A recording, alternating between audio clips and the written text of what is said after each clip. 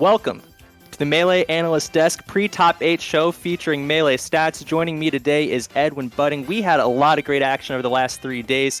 Some wild upsets, some huge stompings. I'm going to start it off. Edwin, what was the most surprising thing that you saw yesterday in Top 64? Chroma, where do we even begin but the Swooper defeating Shroomed, one of the first notable sets of Top 64. This was notable in particular because Shroomed was like a bajillion and 0 against Hugs. I think he had actually won their last 9 sets, and lifetime he was paused up on Duck.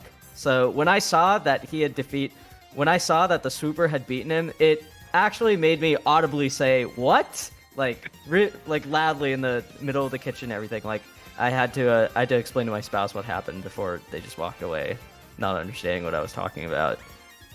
I will instantly clown on this answer. I'm kidding. All right, so Shroomed is a mixed bag on net play. I've watched him play Aklo in like 120 ping, and just while it's lagging, I've watched him just run toward Aklo in slow motion. I don't know exactly what was going on. I saw that Darrow, who had a pretty solid run, unfortunately didn't make it to top 64, did take a game. And the Swooper is just someone that grinds these matchups. You know, in New Jersey, there are so many Sheiks, so many Puffs, so many Peaches, that he definitely had the fortitude for it. It was surprising. For me, it would have to be, one of two sets. Definitely Army versus Ginger. That was surprising for a lot of reasons. Army's punish game was unbelievably effective. He basically cleaned out his pool. No losses, right? Am I right on that? No losses before? No game losses. And he beats Ginger, who later makes top 8. He 3-0 Zamu, who later makes top 8. And then we find out there's something not quite right with the hardware, which is unfortunate, hard call to make for everybody. That was very surprising. Would love to see what Army's going to do in LAN. Alternatively, a set that surprised me not by the outcome, but by how it went, was probably STJ versus Azel. Yeah, absolutely. I mean, it's not just the fact that Azel is a rising player that we all know. It's because Azel had just come off of 3-0 Gatsu, like in a previous round. No joke. What a turnaround. And I mean, like that, I think that has to be one of the biggest Falcon Fox beatdowns I've ever seen in my life. Like every time he got a grab. Yeah, I mean 4 stock, 3 stock, 3 stock, whatever. Like it was brutal. It was honestly a little bit hard to watch for Azel. That was tough because that's a strong player, qualified for the top league of the Summit Championships League, beat HBox, great player, but to watch Johnny just take him apart like that, he's ready for Summit, I'd say. Yeah, and I think in terms of, just to circle back on Azel a little bit, I think his 9th place at this event is going to go a little underrated because people are going to remember that S2J mollywopped him in winners, and then Zamu kind of won a very tight set in losers because one of the other things is that Azel also sent JFlex to losers as well. So this was actually like an incredibly good performance for him, all things considered. It's just, there's levels to this kind of thing, and it just so happened that S2J showed that yesterday. That's the rough part about brackets. You either choke it to someone that maybe you were favored to before, or you make it far enough to get absolutely destroyed on stream. I mean, he beat Gatsu, who was a top 8 seed. He beat JFlex, who did make top 8 through losers, and it just wasn't enough. So speaking about like underlooked, runs or narratives or whatever it is you want to call them, what do you think people should know that they maybe don't know about top 64 and what happened? All right, so I have a bit of a strange answer for this, and it has to do with SDJ. So I heard from a little birdie that SDJ was actually balancing playing at the big one this weekend with being at a LAN tournament called Time Skip. Now, keep in mind, SDJ, I don't know where SDJ lives, but I know that the region that he plays in a lot is DFW, and that the event he went to was in Oklahoma. The event was called Time Skip. That's a while away, right? Yeah, that's like a 4-hour drive. Now, the tragic news is that he did not win the event that he went to. He actually finished in 2nd place to Zealot, and he ended up actually DQing from the event in losers after already beating Koopa Troopa and Lotfi. Kind of a brutal combo. Beat Koopa, beat Lotfi, get 3-0'd by S2J, DQ against Smog, not win the tournament you're at. But on a final note, I just want to add that rumor has it that he was actually playing sets at the venue of the real event that he was in. Just imagine that, driving from DFW to Oklahoma, playing real life sets, and going on the computer in the back room or whatever, playing your big one sets. Just absolutely insane stuff. That's the Sigma Money Millionaire grind set right there. We love to see it. We love to see it. For me, it's probably a couple people that made some pretty deep losers runs. I want to point out Joey Donuts, who lost a pretty close set to the Swooper for, I think winners quarters of the round 1 pool. So he played a match for 129th, and he made it all the way up to 17th. He beat Vu, he beat YCZ, who was just coming off a Commaster win, which is huge. Lotfi, he picked up in losers, Vincescent, and he loses to OKP for 17th, which is pretty incredible. The only other person to make it that distance, 129th to 17th, was New Jersey's own B-Bats. Shout-outs to B-Bats. He lost to H-Team Pools. He was actually down 1-0 or 0-1 for the match for 129th to Zab. Insane. He beat Zab. Beat Bone Zero, who I think a lot of people would picked out for a pretty deep run. That was for 65th.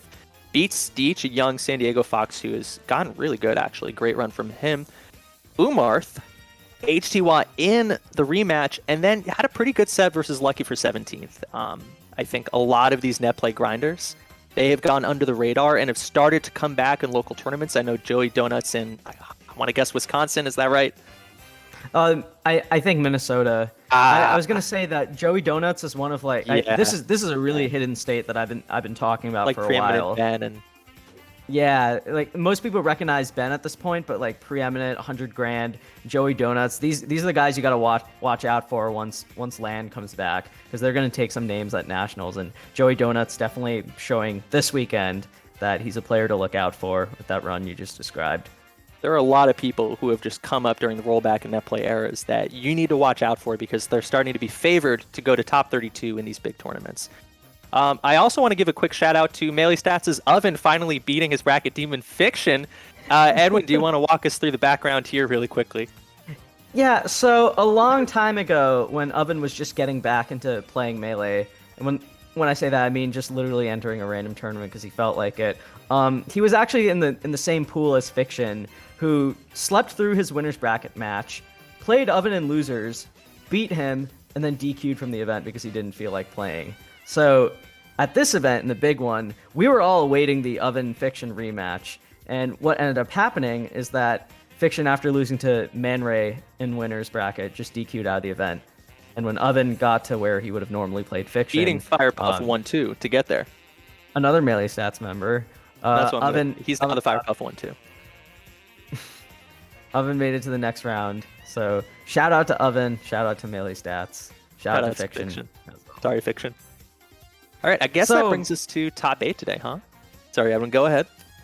Yeah, so there's a couple matches that we could look at, but I want to pick out one of the first ones, Ginger versus J-Flex. So I did a little bit of research on this, and apparently in recent times, Ginger is up 5-1 on J-Flex in their last 6 sets. Now, that one loss Ginger has was with Fox, so that means 5-0 on the Falco. I feel like, speaking of Ginger, at this event, I kind of just took it for granted that he was in top 8, and I remember that he lost early in winners to Army, but I took a look at his losers run, and this is pretty tough, like beating Salt, Eddie Mexico, Darktooth, Lucky, and Swooper in a row. I feel like this is the kind of performance that, like, we haven't seen Ginger make a top 8 at like a big regional or like a big event like the big one in a while. But it goes to show that, like, I didn't even give it second thought until I actually looked at his losers run. This is high key kind of an insane run from Ginger. Yeah, I kind of stepped away when like Ginger versus Eddie Mexico was going down to the wire, and I thought, okay, he's in trouble. I don't think he has the playing shape to make top 8 today, given just how hard his bracket was. And great run. And speaking of great runs, you have to shout out J-Flex, who really surprised a lot of people, decimating 2 great peaches, Kalamazoo and Mog, both 3-0. I heard Mog resigned the 3rd game. In that, wow. J-Flex was up 4 stocks to 1, and I might have the wrong game here, and then Mog just kind of taunted, walked off the stage, and said, all right, you got this. Yeah, yeah.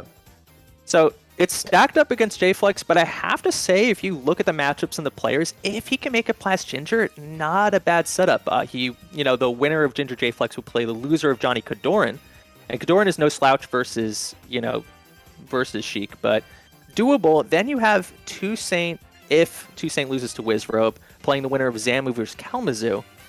You can start to maybe see a run here, right? Yeah, ironically, I think Ginger's the tough one until later on. Like that's the real question here. Until you get to the Falcons, I would say that this might have been the worst draw for JFlex. Maybe Zamu, actually. Well, speaking of Zamu, on the other side of losers, Zamu's had his own little bit of a run so far. After beating Eddie Mexico, he loses to Army and then beats Dawson and clutches two really tight sets over the Real Thing and Azel. Now he's in top 8. Something to kind of note about Zamu and versus Kalamazoo in particular is that these two have actually never played in tournament against each other. Not that we could find. And I think Not that we could find. Yeah, and I think that it's a particularly interesting matchup because Zamu, one of the first really big wins, I would say, of his career is when he traveled to Europe and won Awakening 5 over Triff. So this is clearly a matchup this is clearly a matchup that he knows very well, and a matchup that when he's on point, like he can take on some of the world's best Peach players. Mm-hmm. Yeah, I mean, I'm not sure exactly if he's like 100% a Peach player like Crush, just given some of the head-to-heads. Kalamazoo, really, really strong versus Fox, cannot be understated. Beat Fat Goku twice, IBDW, Aklo, Moki, SFAT. I think there's a lot of 1-1 records there, so definitely... Zamu has his work cut out today, but if you saw him in Cruise, I mean, I would not count him out. Mm-hmm. That was nuts. Yeah. That was unreal. I think it's so wild how Kalamazoo is just a stock away from making winner side of Grands at Four Loco Fight Night. And we all just, not only did we all move past it, Kalamazoo moved past it. He didn't enter anything. Where did you go? Oh, I don't know. Real life. I'm not sure. I mean, it's one of those things where I looked at the bracket yesterday. I was like, all right, I guess Kalamazoo is not making top 8 because he has JFlex into Gatsu, into SUJ, and losers is tough. But he made it. He made it. Who do you beat? Like Akir, Gatsu, and losers. Ben, OKP, and Magi? Is that if I've seen that right? Great run. Huge run. Hard to say. And I guess that brings us to winners if you're okay with moving up. Little baby 4-person bracket. Whoever wins will go to Summit. Yeah, now we could talk about SJ, Kador in the SoCal Classic, or we could talk about Wizard versus Toussaint. What do you want to start us off with?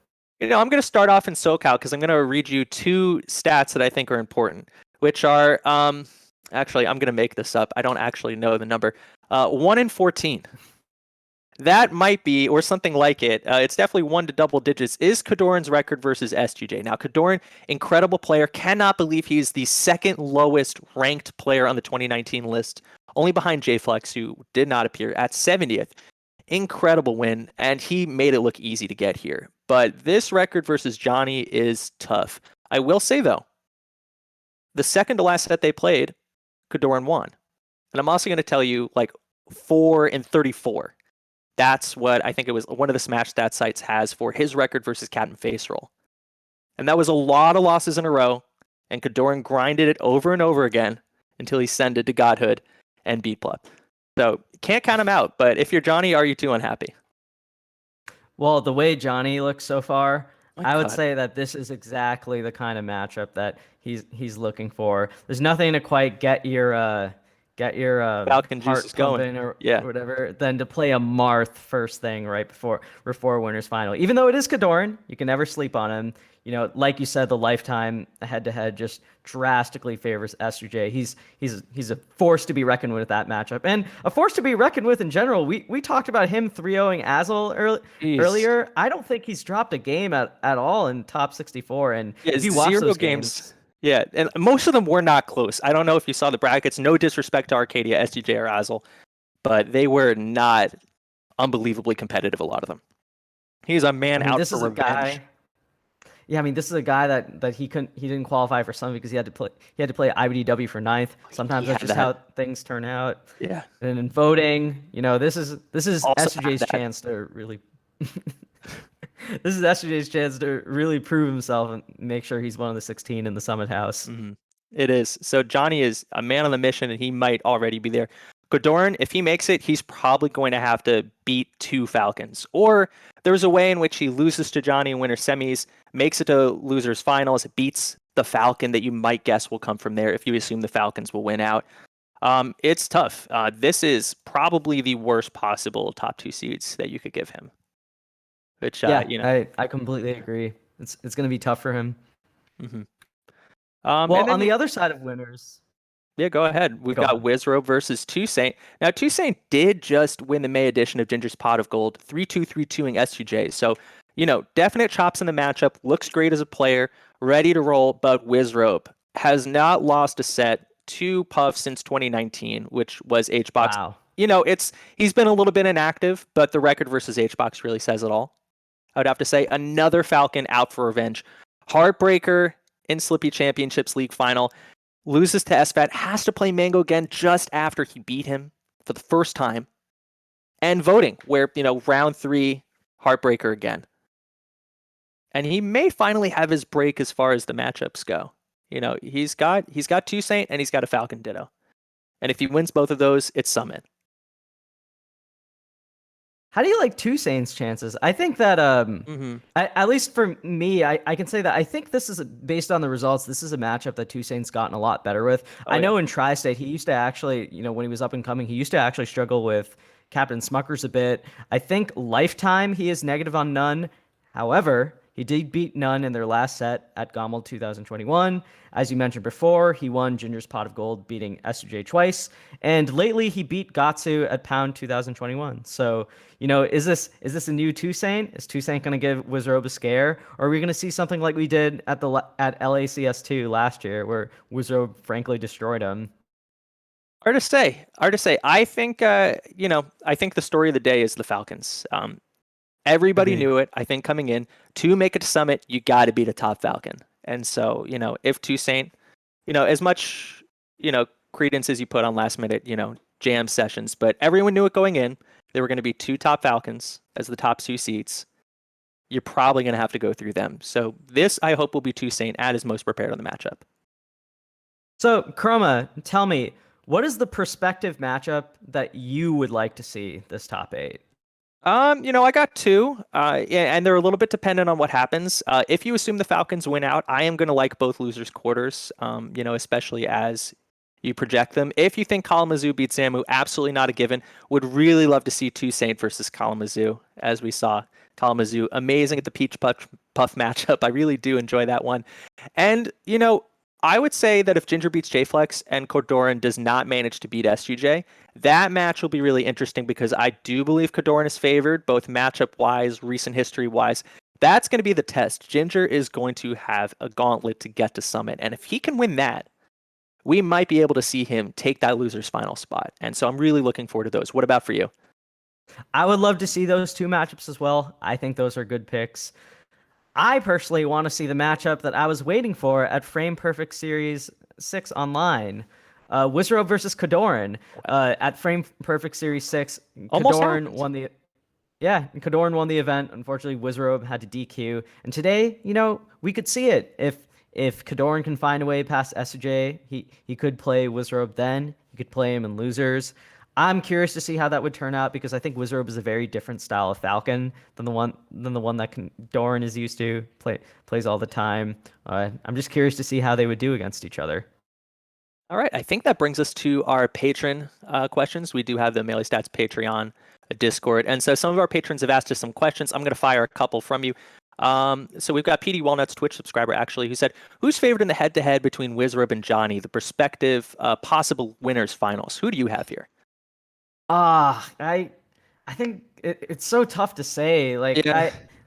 So before this, I took a look at their last four sets, and they were all like not close, but they split them. 3-0 SJ earlier in the year. Wizzy 3-0'd him twice before that, and then there was a 3-1 to SJ before that. I think Lifetime they seem to really go back and forth, but when they play sets, it's often not close. So what is it, Lifetime? 5-5, 6-6 or something? Yeah, something like that. I think... Or 6-7 or one way or the other. They're weirdly close over the years, yeah. I honestly think it's a coin. This is as close to a coin flip as you can get. Like I could not tell you who'd win. I think so too. Here's a good one from Koopa. Koopa Troopa 895, who had a good run in bracket as well. Who do you think? Oh, I'm sorry. Who did you think would make it to top eight that didn't? And who made it to top eight that you didn't expect to make it there? I did say I didn't think Kalamazoo was making it. I thought his bracket was abysmal. It's incredible that he made it here. Honestly, I had Lucky making it to winners finals. I thought that the bracket looked reasonably good for an on fire Lucky. And if it's about beating the Falcons, Lucky has shown that he's capable of doing it on a good day. I thought he had a chance versus Johnny. Unfortunately, Lucky did not make it, was out at, I believe, 13th, losing to Ginger. And for you? Yeah, so for me, I actually thought Gatsu was going to win the event.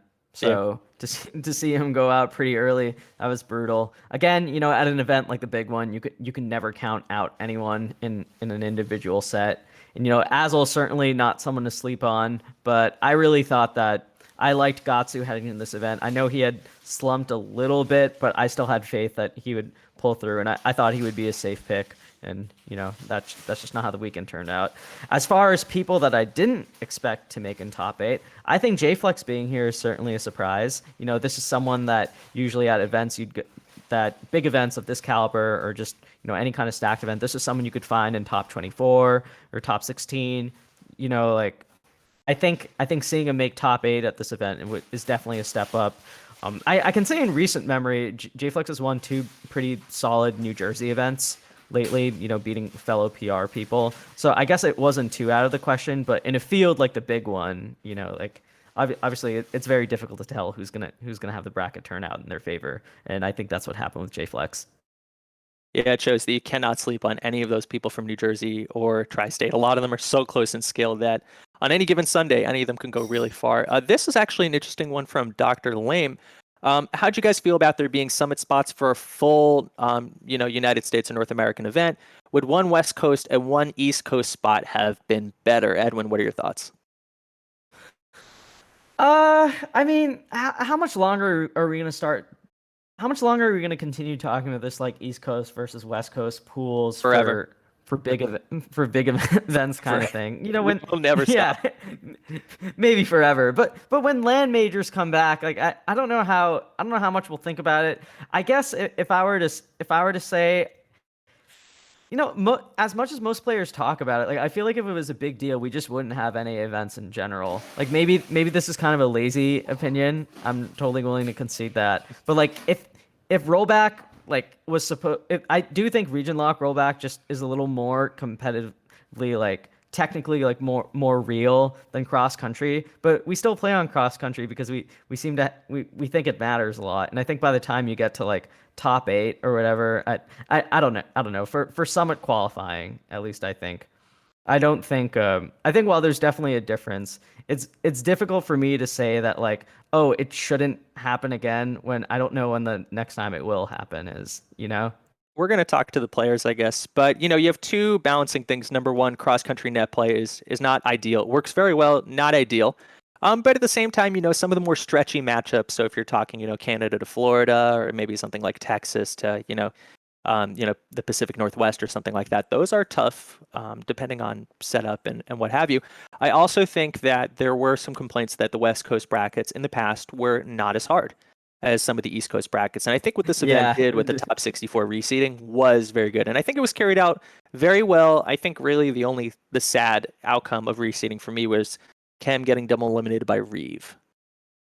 I would have to say. I can't, So that was tough. And, things ended up pretty balanced, and we'll see, and we'll take notes and how do we go.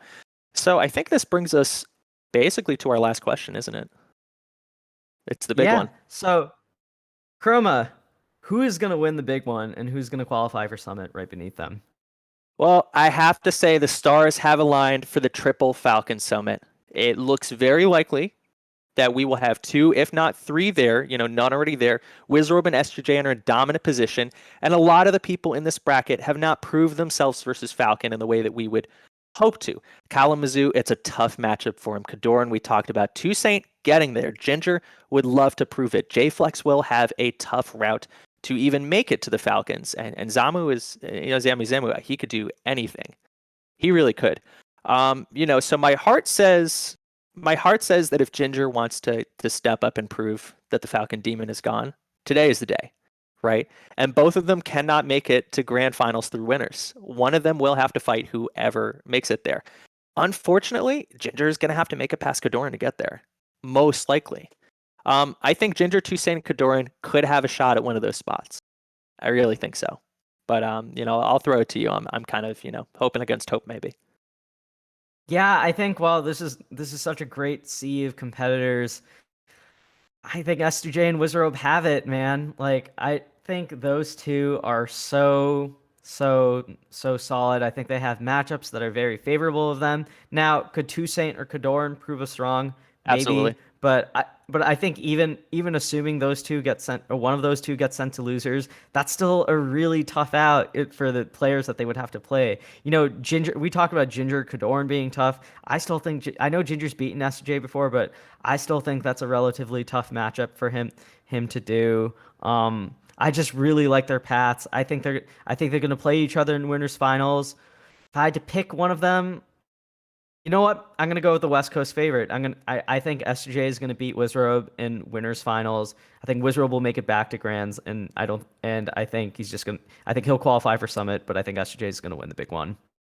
I gotta say the stakes have very rarely been higher at this point. A Summit spot will, at worst, if you're 13th there, I think you walk away with just under $2,000. 140,000, maybe more in that prize pot. There were some conversations about Wizrobe needing to move, this being the time. And some people were making the point online, like, there is 140,000 at stake. You need to just pull your stuff in a U-Haul and play from anywhere if you can. And, it's hard actually to argue with that. So it's great to see hire Wizrobe someone and to Johnny do it. Right. I mean, I'm sure your fans will do it. That might be kind of crossing a parasocial line that is deeply uncomfortable for everybody. Except for the people moving. I mean, for Wizrobe, if you think about it, like this Mhm. is someone who could win Summit. Who could win Summit? Like this yeah. is Almost so won many Summit in the past. so many players. So many players. You bring up that hypothetical with them. Like obviously it's ridiculous. Like hire someone to take care of your moving situation or whatever. But this is someone where like if you think about the investment and the potential reward for it, he has a realistic chance of winning. So it was funny to hear that might be a roadblock. I remember feeling pretty disappointed. Wizzy, by the way, was actually Ambus Sinister, my dear friend's pick for winning this event when we covered the big one in our last show. Smart by Ambi. Good by him. Well done. Yeah, unfortunately, Ambi's other pick was Fiction, who ended up getting 129th. So we can't have home runs every at bat, but. You show me how to bet points. Oh, I guess that's now that we've got a tiny bit of time to kill. What was your worst points bet in chat of the weekend? Thankfully, I did not bet anything, but let me tell you something, Chroma. For the whole last week, there's no points, Edwin. You bet them. You have to bet them on things. They don't turn into anything else. I just didn't think of it. But I would have bet on SoCal beating Pacific Northwest, and I think I would have lost a lot of points on that. I bet a lot of points on SoCal beating Pacific Northwest, and did not know the Mango was jumping out of a plane. I'm not sure if it would have mattered. They really, honestly, they whipped. Who impressed you the most in Cruise? Because I gotta say, Ginger and Zamu looked very, very good. I gotta say my second pick to make. So I gotta say it's Zamu by far. I think Zamu looked incredible. The real thing also impressed me. I mean, the whole Midwest crew looked really good, obviously. But I would say Zamu for sure. I mean, capable of really anything on any given day. If there is an absolute just, if you want to throw a couple points one time, I think you're probably going to do well in a Zamu bet. That's where my heart would pick. And that dude is just like. I'm being told there will be predictions today. So I want to see everyone throw the fake points in. I think that's very important. Yeah, I mean, that dude Zamu, I remember when he was coming up, he was like among Melee stats and when we were all first starting to get to know each other, Zamu was like our player that we would kind of internally geek out over. Like, oh, this kid from Champagne, he's really good at Fox Dittos. Like, give Zamu a Fox and Falco, he'll destroy anyone, or he's got a fighting chance against any top 50 spacey. And I think he's really molded his play to be a lot more complete, especially in the last like 2 years or so. He's developing like more like strict game plans for each matchup. He's putting a lot of time into the game. He's doing like streaming pretty much, playing Melee, practicing, talking about the game. Also reading State and Revolution, but the point is he's putting his heart and soul into Melee. He's getting a lot better. I'm happy to have picked him for one of my Summit qualifying spots on last week's episode of Waiting for Game. I That's a do think deep this cut. bracket is tough for. Yeah, I do think this bracket is a little tough for him, just because Kalamazoo as a first opponent. That's not an easy out by No. any stretch of the imagination. But I think I just have such faith in Zamu's ceiling that I think he could do it. I think he could make a deep run. I don't know if it'll be enough to beat SJ or Wizrobe, but I want to see how he does. Any given Sunday, anyone could do well. So that is just about going to wrap us here. Edwin, do you have any plugs? Yes, if you love the work that me, Chroma, so many others like Ambisinister, Give Me That Week, Pikachu 942. 942, right? Yeah. Oh my God, my brain just went melt. So if you want to can't support the remember kind of numbers. work we do with daily reporting, if you want to support the kind of work we do with Waiting for Game, Melee Stats Films, weekly columns, When's Melee. If you want to support high quality Melee journalism and analysis and entertainment, subscribe to us on patreon.com/Melee Stats. Promise it's worth it. We do a lot of good for the scene. We do tournament seeding. We do lots of content work, and every dollar you throw our way is great. Also, if you have a buck, donate to the stream with exclamation part donate. A lot of the funds are going to They're going to staff. They're going to the maid. They're going to William Moss and Zero Zero's memorial fund. That would be really great to see people contribute to that. They always say we can put a lot towards Summit, but can we help with other things? I really hope we can. So hit donate, exclamation point donate, exclamation point memorial for that. Otherwise, I think that's going to do it for us. With Edwin, I've been Chroma. This has been the Melee Stats Analyst Desk. Top 8 coming soon. We're going to have Vish and Zoo on the mic and some great matches for you. And I'm excited to gamble all my points and lose them again and be back to clicking the boxes. take care, guys.